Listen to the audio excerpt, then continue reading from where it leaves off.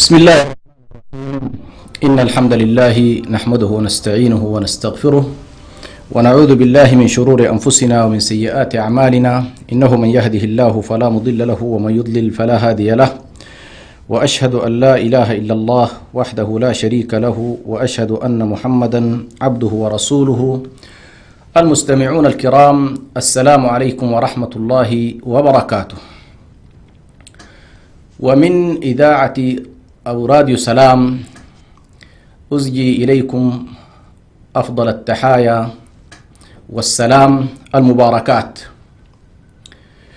والعالم يشهد هذه الأيام وباء عالميا صنف بأنه جائحة من جوائح العصر، يعيش فيها الناس جميعا حالة من الخوف والذعر والرعب، ويعيش كذلك حالة من اللجوء إلى الله والتضرع له سبحانه وتعالى. وعموما في مثل هذا اليوم نسأل الله سبحانه وتعالى أن ينزل الشفاء كما أنزل الداء، ونسأله سبحانه وتعالى أن يحفظ البشرية فهو الحافظ لها كما هو الخالق جل جلاله، إنه ولي ذلك والقادر عليه. وفي مثل هذه الأجواء نحتاج إلى أن نزرع الأمل وإلى أن نزرع الثقة بالله سبحانه وتعالى، فإن الإنسان بقدر ظنه بالله سبحانه وتعالى يكون خيره، فما ظنكم برب العالمين. فإننا في مثل هذه الأجواء علينا أن نزرع الفأل ونزرع الأمل ونزرع الثقة، ونزرع أن الله سبحانه وتعالى ما أراد بنا إلا الخير، فإنه لا يقدر سبحانه وتعالى في كونه إلا خيرا، وإن بدا لبعض الناس الشر، ولكن الشر ليس أصيلا فيما يقدره الله سبحانه وتعالى، ولكنه باللوازم والتبع. فنبدأ إن شاء الله من خلال راديو سلام. سيكون لنا برنامج أسبوعي في مثل هذا اليوم من كل أسبوع يوم الخميس، وفي مثل هذا التوقيت 2:30 بتوقيت مكة المكرمة. وسيكون البرنامج إن شاء الله برنامجا ثابتا تحت عنوان معا ننهض. وقضية النهضة هي من القضايا حقيقة التي شغلت الكثير من الناس، سواء على مستوى الأفراد أو على مستوى الجماعات أو على مستوى الأمم والشعوب والدول. فنلاحظ بأن مسائل النهضة هي مسائل شاغلة للناس، مسائل شاغلة للناس، كما أنها من المسائل المحببة للبشرية كذلك. البشرية بشكل عام هنالك قضايا محببة لها، فالإنسان محبب له أن يعيش دائما في رخاء، وأن يعيش في حياة طيبة، وأن يعيش في سعادة، وأن يعيش في أمن واستقرار ورخاء ونماء وإنتاج، وأن يستفيد من خيرات الله سبحانه وتعالى المسخرة له في هذا الوجود. هذه طبيعة بشرية في الإنسان، وكذلك هي جزء من مسألة الاستخلاف الكوني الذي قدره الله سبحانه وتعالى لهذا الإنسان: إني جاعل في الأرض خليفة. فهذا الإنسان مستخلف في الأرض، وهذا الاستخلاف يقتضي أن يكون هذا الإنسان سخرت له كل ما في السماوات والأرض، كما ذكر الله سبحانه وتعالى: خلق لكم ما في السماوات وما في الأرض. والله عز وجل يذكر أن كل ذلك الإعداد وكل ذلك الإمداد التابع للخلق والإعداد من الله سبحانه وتعالى، إنما المراد منه أن يكون الإنسان مستخلف في الأرض، مستخلف في الأرض. وهذه قضية حقيقة كبيرة جدا في التصور القرآني، مسألة الاستخلاف في الأرض وتبعات هذا الاستخلاف ولوازم هذا الاستخلاف وغايات هذا الاستخلاف. الله عز وجل يقول: وما خلقت الجن والإنس إلا ليعبدون. والغاية الكبرى في هذا الوجود هو أن يكون الإنسان عابدا لله سبحانه وتعالى، ولكن سنلاحظ بأن غاية العبادة نفسها هي غاية من الغايات التي تؤدي إلى التقوى، والتقوى غاية من الغايات التي تؤدي إلى الشكر. ونلاحظ أن الشكر هو عبارة عن مفهوم عملي، كيف الإنسان، لأنه مفهوم الشكر يرتبط بالنعم. فالشاهد بأن الاستخلاف له علاقة مباشرة بهذا المفهوم الذي عنونا له حلقاتنا إن شاء الله وبرنامجنا الثابت معا ننهض. وكذلك قضية النهضة هي من أكثر المفاهيم انتشارا في عالمنا المعاصر. كثيرا ما نسمع قضية النهضة، قضية التنمية، قضية الحداثة أو التحديث إلى غير ذلك من المفاهيم على كلنا المنتشرة في واقعنا المعاصر. ولكن سنلاحظ بأن هذه المفاهيم تحتاج منا إلى تحرير، وتحتاج منا إلى إدراك، وتحتاج إلى فهم لأبعادها ومراميها، لأننا سنلاحظ بأن هذه المفاهيم هي من المفاهيم التي في النهاية ترتكز إلى منظومة مفاهيمية، وترتكز إلى مرجعيات، وترتكز إلى فلسفات ينطلق منها كل مجتمع. فسنلاحظ بأن هذه المفاهيم، مفهوم النهضة، مفهوم التنمية، مفهوم الحرية، مفهوم السلام، كلها مفاهيم من حيث هي مفاهيم جميلة كألفاظ يرددها الجميع، ولكن لما نعود إلى المنظومات المفاهيمية ونعود إلى المرجعيات لكل أمة، سنلاحظ بأنه هنالك تكون الفروق، وهنالك تبدو مسارات على الأقل النهضة متباينة، مسارات الحريات متباينة، مسارات السلام ربما أيضا يكون فيه تباين على كل. فالشاهد بأن النهضة ربما هي من أكثر المفاهيم الآن رواجا في واقعنا المعاصر، تنشدها الشعوب وتنشدها كذلك الحكومات، وما من نظام سياسي إلا ويجعل قضية النهضة من أولوياته. أي نظام سياسي نلاحظ بأنه يضع من أولوياته عملية النهضة بمختلف اتجاهاتها. وسنلاحظ إن شاء الله كيف أن مفهوم النهضة بالنسبة لنا ربما في عالمنا العربي مفهوم في النهاية وفد إلينا ضمن كثير من المفاهيم، لأننا سنلاحظ بأن استخدامات هذا المصطلح ربما قريبة وليست بعيدة. ولكن نحتاج إن شاء الله أن نقف مع المفهوم في أبعاده اللغوية، ونحتاج أن نقف كذلك مع مفهوم النهضة في أبعاده الاصطلاحية أو المفهوم من حيث التعامل البشري، كيف يتعاملون في هذا المفهوم. ثم نقف بإذن الله سبحانه وتعالى على مفهوم النهضة في المفردات القرآنية أو التصور القرآني، حتى نستطيع إن شاء الله أن نجعل الأرضية التي نقف عليها هي أرضية قرآنية، لأننا نتبنى مسألة النهضة من منظورنا الخاص، تعبيرا عن هويتنا، تعبيرا عن مرجعيتنا، تعبيرا عن الذات المسلمة وكيف تفكر وكيف تنظر للوجود، وبالتالي كيف تنظر لتمظهرات هذا الوجود. فالنهضة لو وقفنا إلى مفرداتها، كلمة نهضة وينهض ونهوض وانتهاض إلى غير ذلك من المفردات، سنلاحظ بأنها تدور حول جملة من القضايا. حقيقة نحن لا نشغل الآن بما جاء في القواميس على الأقل تفصيلا، لأنه كلام كثير جدا، ولكن سنلاحظ بأن هذا المفهوم، مفهوم النهضة في اللغة، لو رجعنا إليه سنلاحظ بأنه يدور حول مجموعة من المعاني. فمن أوائل معنى النهوض سنلاحظ أنه يعني الطاقة.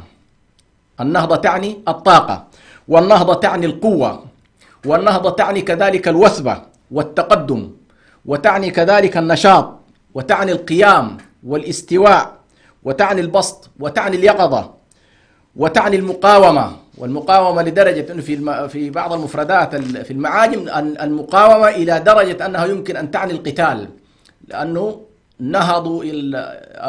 نهضوا للقتال أو نهضوا للخصوم، معنى ذلك قد يصل الأمر إلى القتال. فهذه كلها أيضا تعني النهضة الحركة، وتعني كذلك الناهض يطلق أيضا للطائر أو الفرخ الذي يصل مرحلة الطيران، فهذا أيضا من معاني النهضة.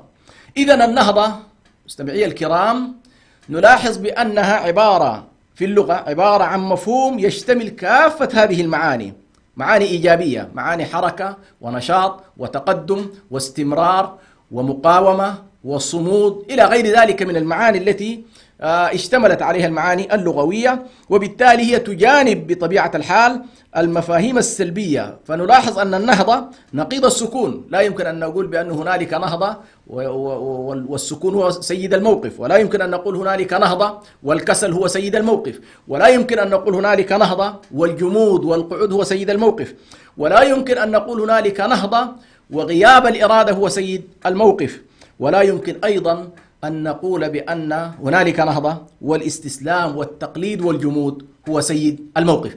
إذن لغويا الآن واضح بشكل مبسط أن النهضة عبارة عن حركة مستمرة ودائبة ونشطة وتتقدم وتسعى إلى الأمام دوما يوما بعد يوم.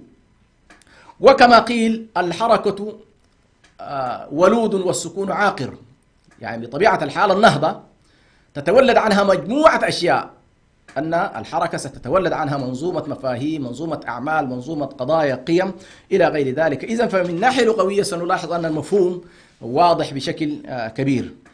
نأتي الآن إلى مفهوم النهضة من حيث الاصطلاح العام في الساحة الثقافية بشكل عام والساحة الفكرية واستخدامات المفهوم أيضا في الإطار التنموي إلى غير ذلك. نلاحظ بأنه في هذا الاتجاه مفهوم النهضة يعد من المفاهيم التي برزت في أوروبا خلال الفترة ما بعد العصور الوسطى. مفهوم النهضة، ولعلكم تسمعون بعصر النهضة، عصر النهضة. من هنا نلاحظ انطلق مفهوم النهضة في أوروبا وتطور، ثم بعد ذلك يعني تم تقريبا تصدير هذا المفهوم، أو على الأقل تلقف هذا المفهوم كثير من القوى أو المثقفين في المنطقة العربية والإسلامية. فهنا نلاحظ بأن مفهوم النهضة هو كان في أوروبا جاء عقب العصور الوسطى، تلك العصور التي ساد فيها عملية التخلف العلمي وعملية التخلف الديني وعملية التخلف التقني وعملية التخلف السياسي. على كل العصور الوسطى سادها عصر من الظلام الدامس في أوروبا، ولذلك هذا العصر كلما استحضره الإنسان الأوروبي فإنه يتصور تماما التخلف، ويتصور غياب العلم، ويتصور انتهاك الكنيسة للحياة السياسية، واحتكار الكنيسة كذلك للحقائق، وزعمها بأنها تمتلك تماما كل الحقائق العلمية والحقائق الدينية إلى غير ذلك. ونجم عن هذه الهيمنة وهذه السيطرة في الحياة الأوروبية، نجم عنها فسادا عريضا في أوروبا، وبالتالي هذا الأمر أدى إلى ما جاء بعده أطلقت عليه تقريبا أوروبا عصر النهضة. وتقريبا هذا العصر كان ما بين 1490 و 1560، يعني القرن الخامس عشر والسادس عشر على وجه التحديد. اتسمت عموما هذه الفترة في القرن الخامس عشر والسادس عشر اتسمت بمجموعة من الثورات، ثورات دينية، ثورات علمية، ثورات تقنية، ثورات فكرية، ثورات على المستوى الأخلاقي، وثورات على المستوى الاقتصادي، وتحولات كبرى في هذا العصر. يعني حصلت مجموعة ثورات في هذه الفترة، وبالتالي نلاحظ بأن هذه الثورات وهذه الحالة من الحراك في أوروبا اتسمت بأمرين أساسيين، وهذا مهم جدا إذا أردنا أن نفهم مفهوم النهضة، لأن هنالك إشكالات حقيقة في المصطلحات، وكثيرا ما يقع الناس فيما يمكن أن نسميه بفخ المصطلح. فخ المصطلح هو عبارة عن مفهوم معين يرد إلى الإنسان فيتصوره بشكل معين، ثم يبني بعد ذلك سلوكه على هذا المصطلح الخاطئ. وكما يقول العلامة ابن القيم عليه رحمة الله: مبدأ كل علم نظري وعمل اختياري هو الخواطر والأفكار. فالخواطر والأفكار إذا كانت صحيحة واستيعاب المصطلحات كان صحيحا، تستطيع أن تكون بعد ذلك سلوكك الذي يصدر عن هذه الأفكار والخواطر فهو سلوك سوي وطبيعي. ولكن إذا كانت هنالك أفكار خاطئة وعبارة عن مدخلات في هذا الإنسان من أفكار، من عقائد، من تصورات خاطئة، بطبيعة الحال سينتج لنا أيضا سلوكا خاطئا. والإنسان ما هو إلا كما قال النبي صلى الله عليه وسلم: الإنسان هو عبارة عن أصدق الأسماء همام وحارث. فالهم يعبر عن التصورات والأفكار والخواطر والإرادات الداخلية، هذه همام. وحارث هو عبارة عن الإنتاج والعمل والحركة وما ينتج عن ذلك. فأصدق شيء في الإنسان الذي يعبر عن كيانه وعن حقيقة الإنسان في بعده، إذا أردنا أن نكيف الإنسان فهو بطبيعته همام وحارث، فلا يمكن لإنسان إلا أن يكون هماما وحارثا. نعود إن شاء الله بعد قليل ونواصل الحلقة.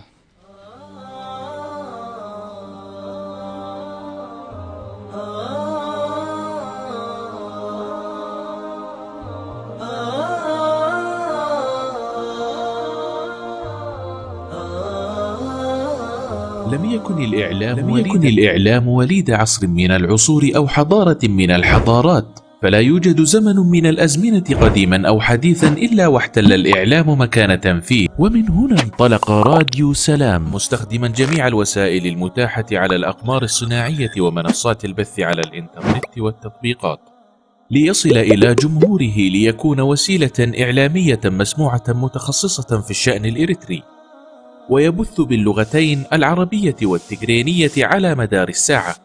راديو سلام يخاطب المجتمع الإريتري كافة بجميع مكوناته، ويتفاعل مع قضاياه لترسيخ الانتماء وتجديد الوعي وتحقيق السلام والريادة، ويبث على الأقمار الصناعية والمنصات الإلكترونية كافة، وكانت أهدافه تعزيز قيم السلام والإخاء والتصالح والعيش المشترك، نشر قيم الإسلام وأخلاقه وتعزيز الأعراف والأخلاق الفاضلة، ترسيخ مكانة المرأة وتفعيل دورها في المجتمع والعناية بقضايا المرأة والطفل والشباب وكبار السن، المساهمة في التنمية ومواجهة الفقر والجهل وتوطين اللغة العربية. اكتمل بث راديو سلام على المنصات التالية: على القمر الصناعي نايل سات على التردد 12687، وعلى متجر الأندرويد والأبل، وعلى الموقع الإلكتروني سلامميديا61.com، وعلى جميع وسائل التواصل الاجتماعي. راديو سلام، سلام ووئام.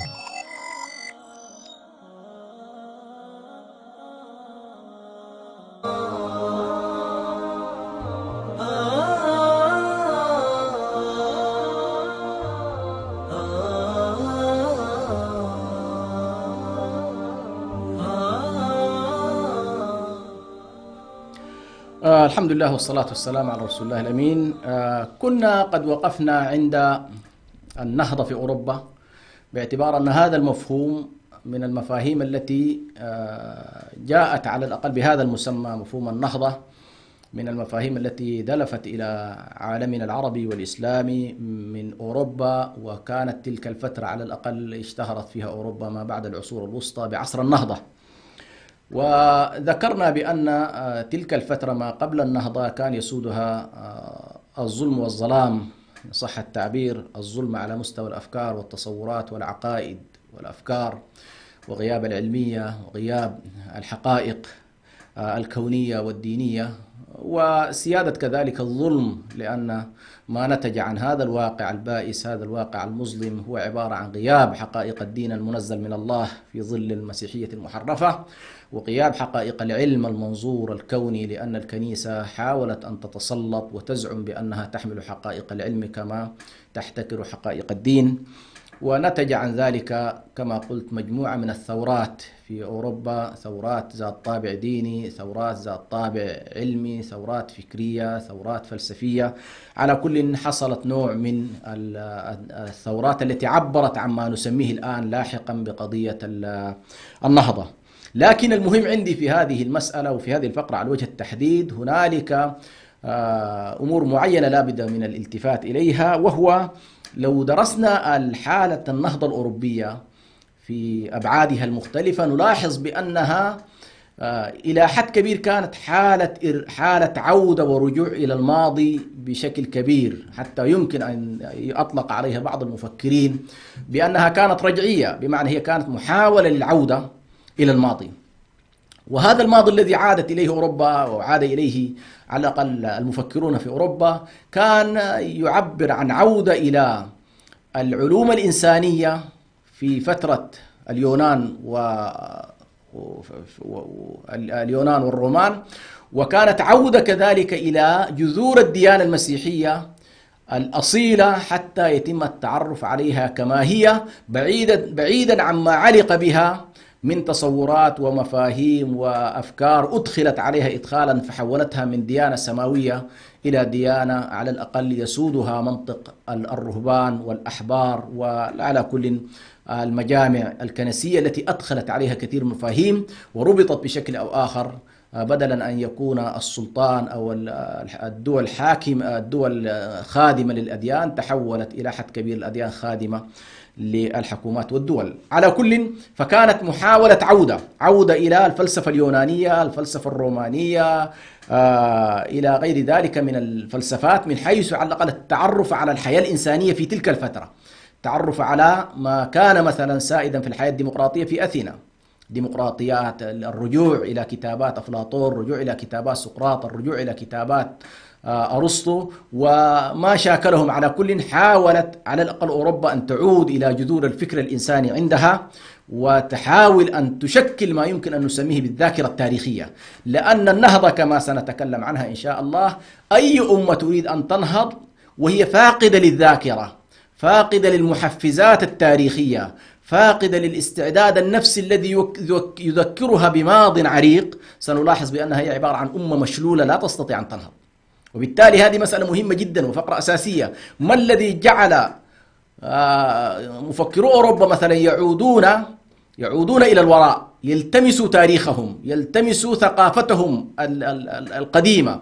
لماذا؟ لأن أي أمة ليست لها أصالة لا تستطيع أن تنهض، فهم أرادوا أن يعودوا إلى جذورهم وإلى أصولهم وإلى تاريخهم الإنساني، ثم أيضا أرادوا أن يعودوا إلى أصولهم الدينية. لأنك أنت إذا أردت أن تقود مشروعا نهضويا ومشروعا نهضوي بكل أبعاده وتشكيل حضارة، هذه الحضارة لا بد فيها أن تعود إلى جذور المجتمع الإنسانية وجذوره على مستوى التقاليد والعادات والأعراف والإنتاج العلمي والمعرفي وكذلك المعتقدات والأديان، وإلا أنت ستتصادم مع هذا الشعب ولن تستطيع مهما زعمت بأنك تمتلك الحقائق، لن تستطيع أن تخوض ضد التيار المجتمعي. وبالتالي كانت أوروبا في تلك اللحظة مفكرها قد عادوا إلى التاريخ القديم، عادوا إلى تاريخهم في زاويتين: الزاوية الأولى المعارف الإنسانية والحياة العامة للخلفيات بالنسبة لأوروبا، وخاصة هنا نلاحظ بأن ما بعد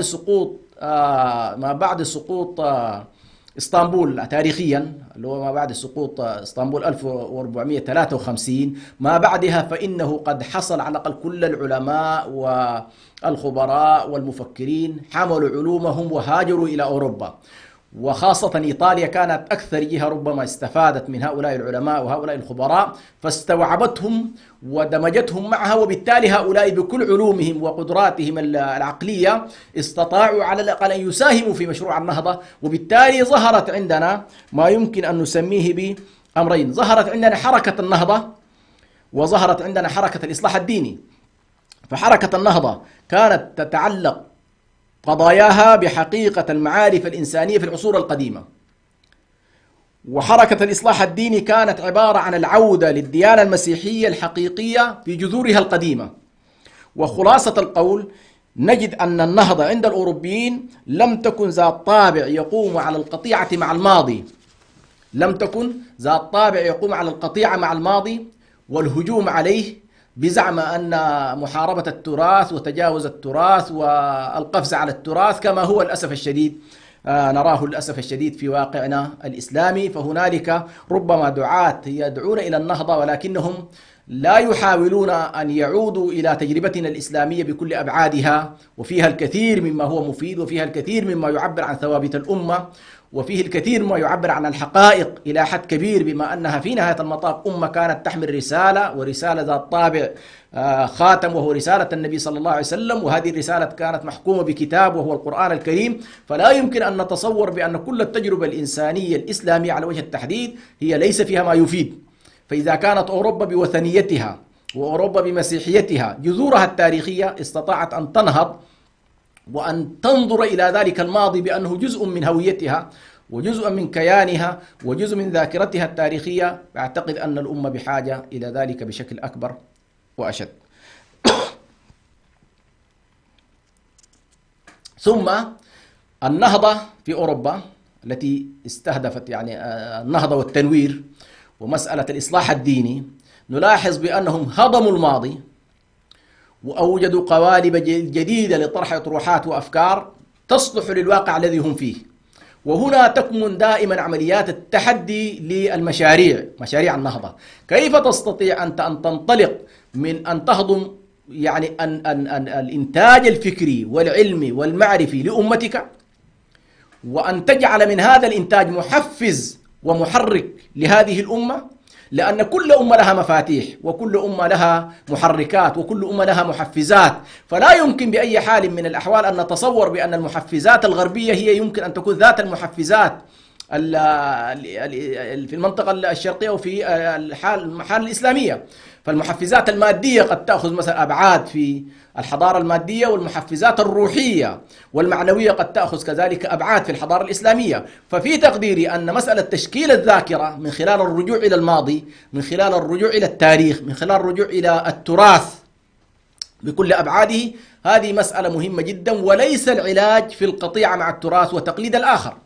لأن للأسف الشديد بعض الكتاب وبعض المفكرين تصوروا بأنه لا حل لظاهرة التخلف في المنطقة الإسلامية وغياب النهضة فيها وسيادة التقليد، ومنطقة على الأقل الحياة التي لا يسود فيها هذا التقدم والنهضة. تصوروا بأنه الحل يكمن في التقليد الكلي للحضارة الغربية، نقلدها في ثقافتها، نقلدها في أفكارها، نقلدها في فلسفاتها، نقلدها في نظمها، نقلدها حتى في إنتاجها وفي زيها. وحتى الزي يجب أن يكون يتناسب الزي الذي نلبسه مع الزي الذي يلبسه الشخص الأوروبي، هكذا تصوروا. لكن لو لاحظنا الآن، ذكرت بأن مفهوم النهضة في أوروبا كان مفهوم إلى حد كبير يعبر عن الأصالة الأوروبية، عادوا إلى جذورهم. وبالتالي سنلاحظ بأن النهضة الأوروبية هي عبارة عن مزيج ما بين التراث الإغريقي والتراث الروماني والتراث اليوناني بفلسفاته المختلفة، وهو تراث ذات طابع وثني لم يكن طابعه ديني، والديانة المسيحية بكل أبعادها ومحاولة الوقوف عندها بالشكل الذي يعني يعيدهم إلى أصول المسيحية وليس إلى المسيحية من ناحية تاريخية. النقطة الثالثة محاولات التجديد التي سادت في أوروبا، محاولات التجديد في مختلف بناء على أن الإنسان على الأقل استوعب ماضيه واستوعب تراثه واستوعب عقائده واستوعب أديانه، ثم بدأ ينطلق لمعالجة مشكلاته الراهنة. وهذا هو جوهر التحدي الذي يقابل كل المفكرين ويقابل كل مشاريع النهضة، وهو كيف تستطيع أن تهضم الماضي، كيف تستطيع أن تنطلق من الأصالة وتعبر في نفس الوقت من خلال أصالتك أن تعالج مشكلات عصرك. هنا على كل يكمن التحدي والقدرة في الإجابة على النوازل العامة، القدرة على النوازل العامة في العصر، والقدرة على الإجابات التي يتطلبها الجمهور، إجابات شرعية، إجابات علمية، إجابات تقنية، إجابات على مستوى العمران، إجابات على مستوى الحضارة.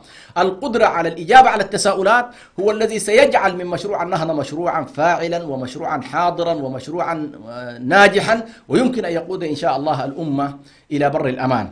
وهنا سنلاحظ بأن كل الذين عبروا عن نجاحات في التاريخ، الذين ظهروا على الأقل في التاريخ البشري، سنلاحظ كل هؤلاء استطاعوا أن ينقلوا البشرية من لحظة توقف فيها العقل وبلغ مستوى الجمود، فإذا بنا تبلغ على الأقل في مفكر من المفكرين، فيلسوف من الفلاسفة، رجل عالم، إذا به ينطلق ويطلق شرارة معينة فكرية، فلسفية، علمية، شرعية، يطلق شرارة تجيب هذه الشرارة وتنير للناس الظلام الذي هم فيه، ثم ينطلقون بعد ذلك في ظل هذه الشرارة ليحولونها إلى شعلة علمية، إلى منارة علمية، إلى شمس تضيء لهم الظلام الذي هم فيه.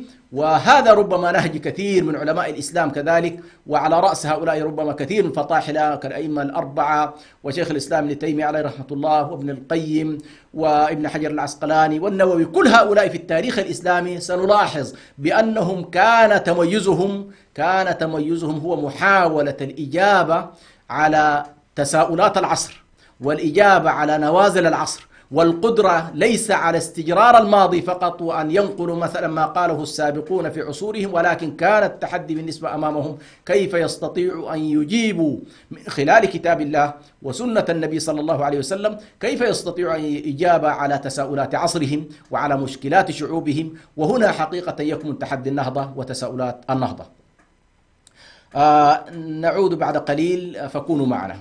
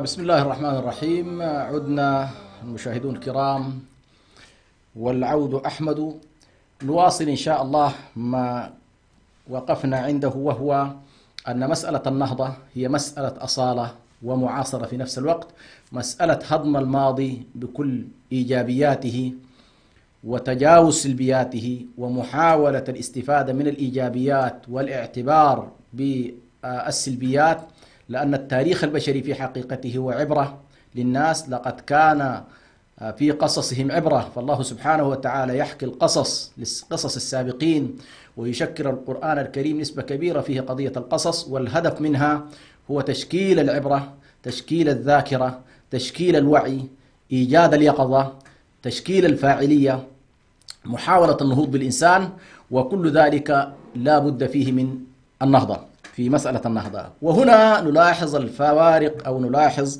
المفارقة والتناقض الكبير ما بين حقيقة النهضة في أوروبا التي كانت إلى حد كبير فيها عملية الارتجاع أو الرجوع إلى الماضي وهضمه واستيعابه ثم تجاوز ذلك الماضي ومحاولات التجديد، وما بين دعاة التقليد، وعندنا دعاة التقليد ودعاة التجاوز في نفس الوقت. دعاة التقليد لأوروبا بكل ما فيها من مفاهيم وقيم وفلسفات وأفكار، وفي نفس الوقت دعاة تجاوز للحضارة الإسلامية ومنتوجها الفكري والثقافي والمعرفي، وكأنه هذه الأمة التي سادت البشرية لقرون من الزمان تقود حضارة الحق للبشرية قاطبة، كأنه ليس هنالك ما يمكن أن يقدم، وكأنه ليس هنالك ما يمكن أن يكون يشكل ذاكرة حقيقية لشعوبنا. فللأسف الشديد نلاحظ ما أدى إلى فشل على الأقل مشاريع النهضة عندنا، هو غياب المنظور الصحيح للنهضة والتعرف الصحيح على طبيعة النهضة في أوروبا، وكيف بدأت وكيف تطورت وإلى أين وصلت. وهنا وأنا أتكلم عن الحضارة الغربية حتى لا نذهب إلى ما يمكن أن نسميه فخ التمحور، فخ التمحور حول الحضارة الغربية، وكأنما ليست هنالك حضارات أخرى. وربما هذه واحدة من إشكاليات التحيز بشكل كبير لكل الذين يتكلمون عن النهضة مثلا عالميا. تلاحظ بأنهم دون أن يشعروا يجعلوا من المحور الغربي أو من الإنسان الغربي أو من الحضارة الغربية هي محور الوجود، ويبقى بعد ذلك هي المعيار على الأقل لكل ما هو صحيح أو خطأ، لكل ما هو متقدم أو متخلف، لكل ما هو حق أو باطل. وهذه إشكالية على كل كبرى. فهنا أيضا حتى لا ننسى بأن حتى الحضارات الشرقية الآن القائمة، الحضارة الصينية والحضارة الهندية، بالرغم من أنها حضارات إلى حد كبير لا تعبر عن حضارات دينية، فالهنود مثلا غالبيتهم من الهندوس، والصينيين غالبيتهم كذلك من البوذيين مثلا، وبالرغم من أن يعني هؤلاء بوذيون ليس على الأقل في منظورنا الراهن على الأقل لا يقومون على حمل رسالة، فهم لا يصنفون ضمن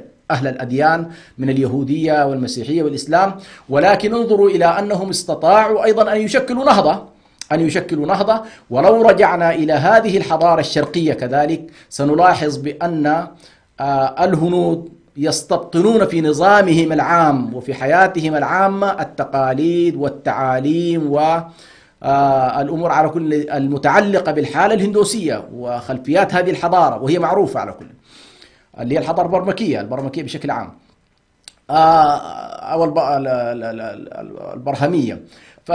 ولو رجعنا إلى الصين مثلا، لو رجعنا إلى الصين سنلاحظ أنها تقوم أيضا على الحالة الكونفوشية.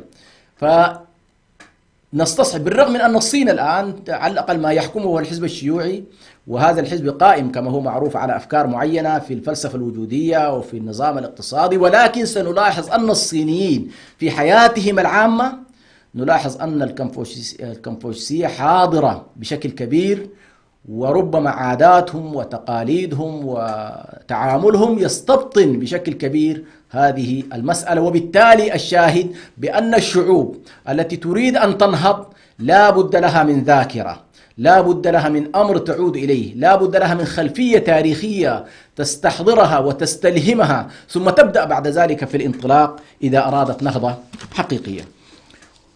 وبالنسبة للحالة الأوروبية على وجه التحديد يمكن القول بأنه ساد هذا العصر، عصر النهضة، مفاهيم جديدة حول الدين وحول العلم وحول الطبيعة وحول الأخلاق الفردية والجماعية، فنشأت على كل منظومات هائلة جدا. ففي إطار الإصلاح الديني نشأت حالة التجديد الديني التي قادها مارتن لوثر مثلا، وظهرت البروتستانتية كحالة تجديد ديني في أوروبا، وإلى حد كبير تماهت على الأقل مع الحالة القديمة، بدلا أن كانت الحالة القائمة على مسألة التثريب. إلى حد كبير نلاحظ أن البروتستانتية فارقت كثير من القضايا والتعاليم التي اعتبرتها انحراف عن الحالة المسيحية، وبالتالي هي لم تتنكر للمسيحية، ولكنها نادت بإصلاح المنظومة المسيحية والإصلاح الديني من داخل المسيحية. وبالتالي هنا ستلاحظ الفارق كبير جدا بين أن ترفض الديانة تماما ولا تتقبلها، وبين أن تطرح حالة من التجديد والإصلاح المنضبطة بقواعد الإصلاح وقواعد البحث على الأقل داخل هذه المنظومة. فسادت على كل هنالك، انطلقت حركة الإصلاح الديني وانطلقت حركة التجديد العلمي، لأن العلماء على كل انطلقوا وبدأوا يقدمون بحوثهم وآراءهم، وقد خرجوا على الأقل عن هيمنة الكنيسة وسطوتها ومحاولات على الأقل هيمنتها وقبضتها على الحياة العلمية. وحصل هنالك نوع من النهضة السياسية فيما يتعلق بالحريات وحقوق الإنسان وغيرها من المفاهيم التي على الأقل سادت تلك الفترة، وظهرت فلسفات كبيرة جدا تعلي من قيمة الإنسان وحقه وكرامته، وظهرت كذلك في قضايا الطبيعة والتعرف عليها مناهج هائلة وضخمة جدا في الاستفادة من العلوم التجريبية، بحيث على الأقل ينطلقوا من أشياء ما سموها على الأقل بمسألة الحس،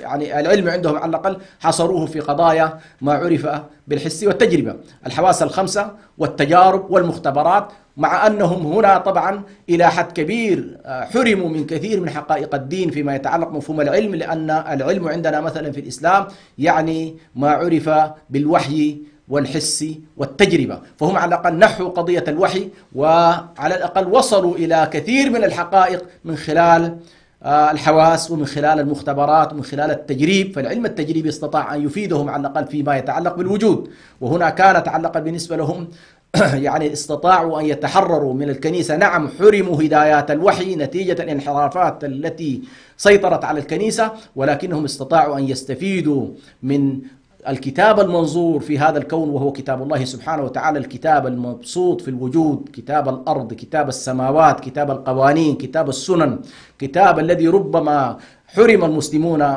بسبب عدم التعمق في هذا الاتجاه، ولكن أيضا حرمت أوروبا بعدم العودة إلى كتاب هادي يجيب عن تساؤلات ما بعد هذه الحياة، يجيب عن تساؤلات الوجود الكبرى، من أين جئنا وكيف جئنا وإلى أي مهمة بعثنا في هذه الأرض، وما هي مهمتنا في هذه الحياة، وإلى أين نحن سائرون. هذه القضايا على كل لا تحاول أن تجيب عنها على الأقل النهضة الأوروبية.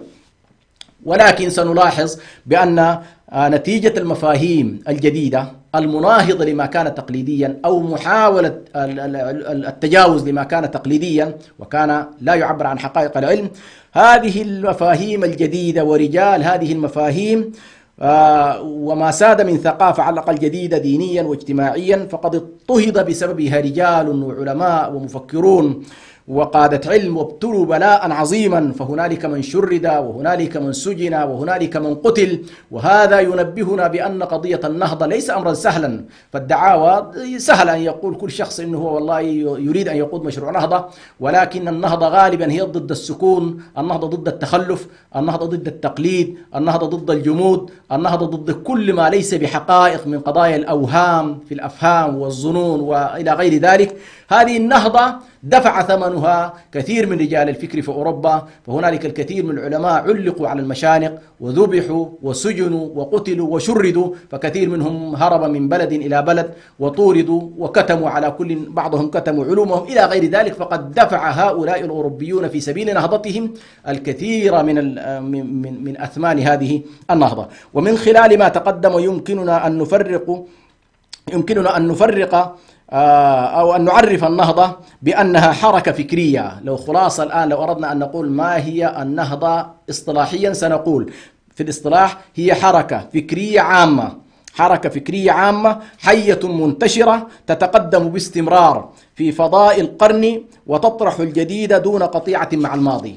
لاحظوا الآن أعيد التعريف، هذا هو خلاصة على الأقل النهضة في تعريفها على الأقل الآن السائد، هي حركة فكرية عامة وحية أي فاعلة ونشطة وليست ساكنة، منتشرة ليست منكفئة أو محدودة، تتقدم باستمرار ليست واقفة وجامدة في مكان واحد. في فضاء القرن، فضاء القرن هنا المقصود أن الفترة الزمنية التي هي فيها تحاول أن تتمدد فيها على مستوى الزمان والمكان وتطرح الجديد ولا تقف على القديم ولا تجمد عليه، دون أن تحدث أيضا قطيعة مع الماضي، ولكنها تبني على الماضي وتعتبر الماضي وتعتبر الحلقة البشرية منذ آدم عليه السلام وإلى يومنا هذا هي عبارة عن سلسلة من التراكم المعرفي والتراكم العلمي والتراكم السنني والتراكم الإنساني، وأن التاريخ البشري كله يشكل بالنسبة للإنسان ذاكرة إنسانية ضخمة جدا. هذه الذاكرة فيها محور الخير حاضر، وفيها محور الشر حاضر، وفيها قضايا وقيم الحق حاضرة، وقيم الباطل كذلك حاضرة، قيم الصواب حاضرة، وقيم الباطل قيم الخطأ أيضا حاضرة. كل ذلك يشكل بالنسبة للإنسان محفزات في الحركة ومحفزات في النهضة. إذن النهضة هي حركة وفكرية عامة، أي حركة فكرية عامة وحية فاعلة ومنتشرة ليست محدودة، وتتقدم باستمرار في فضاء القرن، وأنها تتسم بالتجديد والمعاصرة دون قطيعة مع الماضي، أي أنها تجمع ما بين الأصالة وما بين المعاصرة، وتشتمل مجالات العلم والدين والسياسة والاقتصاد والاجتماع. عموما نكتفي إن شاء الله بهذا القدر، وهي عبارة عن مقدمة لنقف بإذن الله سبحانه وتعالى في الحلقة القادمة مع النهضة في القرآن الكريم، وكيف تناول القرآن أو ما هو المصطلح الذي يتناسب مع مفهوم النهضة في كتاب الله سبحانه وتعالى. ونأمل إن شاء الله من المستمعين متابعة راديو سلام من خلال المنصات المختلفة في الفيسبوك واليوتيوب والتويتر والتليجرام إلى غير ذلك، وتابعونا إن شاء الله في الحلقة القادمة في الأسبوع القادم يوم الخميس وفي ذات التوقيت. والسلام عليكم ورحمة الله، وتحياتي لكم بلا حدود من برنامج معا ننهض. والسلام عليكم ورحمة الله وبركاته.